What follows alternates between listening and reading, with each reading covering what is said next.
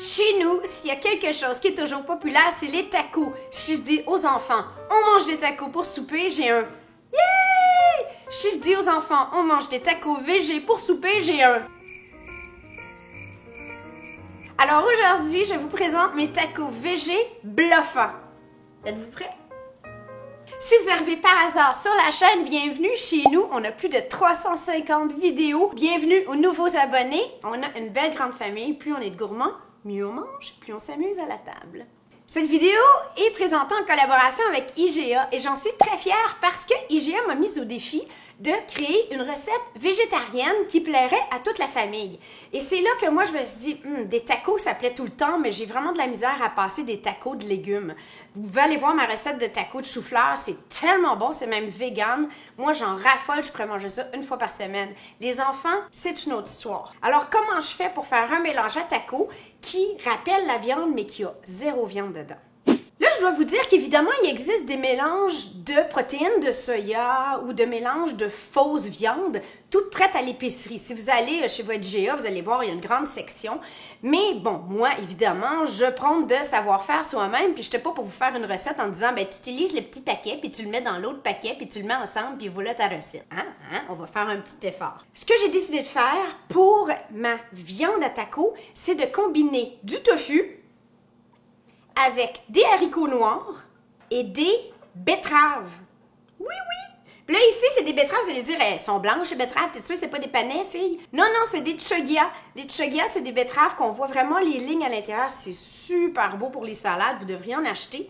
Cela étant dit, je suis en période où on coupe les dépenses, on vide la dépense, on essaie d'utiliser ce qu'on a ici parce que bientôt, un jour peut-être, le printemps va se pointer et on va pouvoir commencer le potager. Alors, il faut manger tout ce qu'il y a dans le congélateur et dans le garde-manger. J'ai pas fini.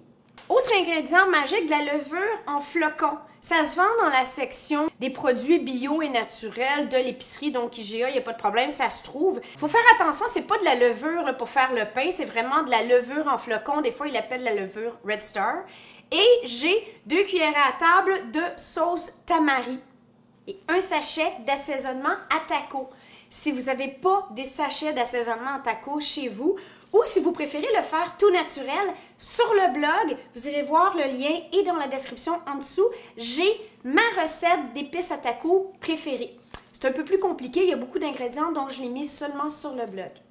Là, évidemment, je ne vais pas vous lister toutes les garnitures des tacos, On va y aller avec quelque chose qu'on connaît. Donc, à part de ça, ben, si vous faites un souper de tacos, prévoyez d'avoir un ensemble à tacos avec des coquilles, les épices, la sauce.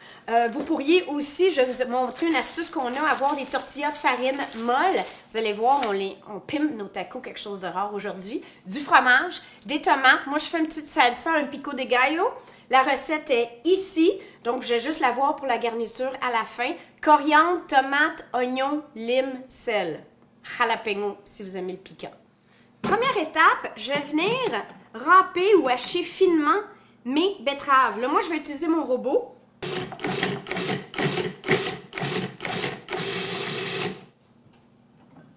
Si vous avez des betteraves rouges, encore mieux. La magie des betteraves, c'est que non seulement c'est bon, c'est un légume additionnel, mais ça va mettre une petite couleur style viande dans nos tacos bluffants. On continue maintenant, donc je vais déposer mes haricots noirs dans mon robot et je vais venir ajouter aussi mon tofu que j'ai épongé pour pas qu'il y ait trop d'eau.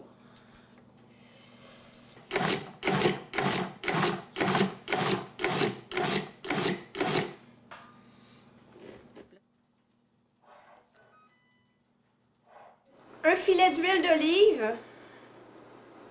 Un bon filet. Il n'y a pas de gras dans cette recette-là. Dans le fond de mon poêlon. Et là, comme si c'était la viande hachée,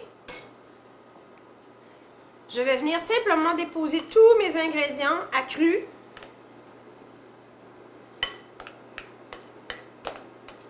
dans mon poêlon. Sauf que là, on n'a pas besoin de le faire rôtir pour sortir les matières grasses. Il n'y a pas de matière grasse. Alors, ce que je vais faire, c'est que je vais venir ajouter ma sauce tamari, 30 ml, ma levure sèche, C'est un ingrédient un peu magique qui donne un peu le goût de... Je dirais quasiment de viande. Ça va chercher le umami. Le umami que les matières grasses de la viande nous apportent. Et là, on va ajouter le flocon d'assaisonnement. Le flocon, le sachet. 2/3 de tasse d'eau. Et là, on vient simplement combiner le tout. Là, je le sais que ça a l'air de rien de même, là. Au fur et à mesure que ça cuit, ça grille. Vous voyez? Ça commence à ressembler à quoi? Ben, à de la viande à taco. Puis on a quand même une consistance. Bon, c'est sûr qu'on va se le dire, là. Je veux dire, ça a la consistance un peu plus molle que de la viande. Mais le goût est là, le look est là. Puis une fois dans une coquille à taco avec du fromage, avec les garnitures, c'est vraiment, vraiment bon. Toute la famille, on l'a testé plus d'une fois. J'ai essayé toutes sortes de variations. J'ai essayé avec du chou-fleur, j'ai essayé, mais ça, c'était le winner. Alors là, je vais le faire encore quelques minutes. En tout et pour tout, calculez peut-être une demi-heure à revirer comme ça dans votre chaudron les couches grillées, à leur placer jusqu'à temps que vous ayez vraiment une belle couleur. Pendant ce temps-là, je prépare mes garnitures. Donc, les coquilles vont aller au four. Fromage Tex-Mex. Mon pico de gallo, recette en lien ici. Êtes-vous prêts? Je vais vous montrer l'astuce de notre famille pour que ce soit ultra cochon, ultra bluffant. On commence avec une tortilla de farine sur laquelle je vais venir mettre un peu de fromage Tex-Mex, comme si on faisait une quesadilla ouverte. Je vais mettre ça au micro-ondes, 30 secondes. Tada! Maintenant, non, c'est pas fini là. Là, je vais venir mettre ma coquille à taco croustillant. Tu sais qu'on mange ça, puis ça tombe partout en 1000 morceaux, ça fait tout le temps des grands dégâts. On en a plein dans notre assiette. Bon, ben là, la coquille croustillante est protégée par la coquille molle.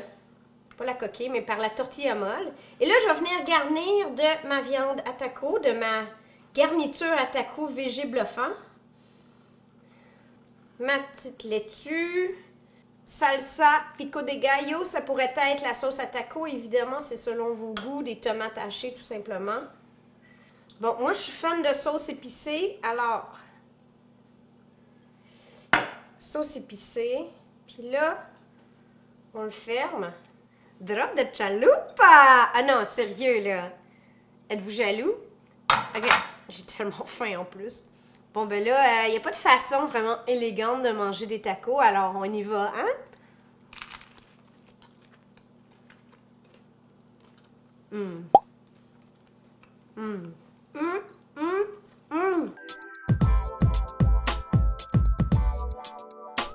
C'est vraiment bon, je vous défie d'essayer ça avec vos membres de la famille qui sont pas fans de trucs végés. En fait, c'est bon pour vous, c'est bon pour l'environnement, c'est facile, vous avez accès à tout ça chez votre IGA. Alors sur ce, on vous aime! Bonne semaine! Adios